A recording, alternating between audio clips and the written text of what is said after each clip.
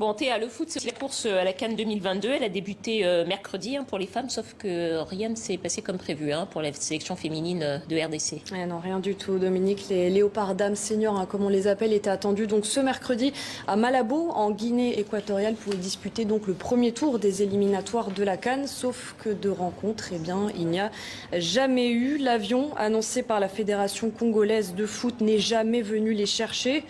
Les joueuses ont attendu toute la journée au stade des Martyrs de Kinshasa. Elles y étaient dès 7h du matin, comme c'était prévu.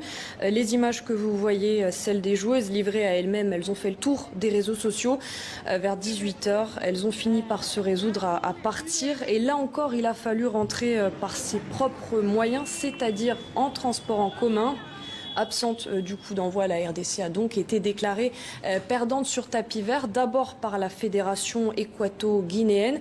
Quelques heures plus tard, c'est la Confédération africaine de football qui a annoncé leur disqualification.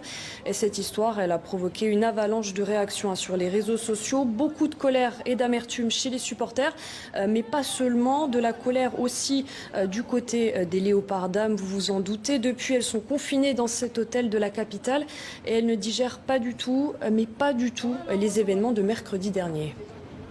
Ça fait mal au cœur. Je fais un effort pour vous parler. J'ai des larmes aux yeux parce que c'est vraiment de l'humiliation. Le groupe qui se retrouve ici joue ensemble depuis 2019. En 2 ans, nous avons livré entre 17 et 18 matchs. Une seule défaite, 3 nuls. Le reste, ce ne sont que des victoires. Et c'est tout ce qu'on récolte.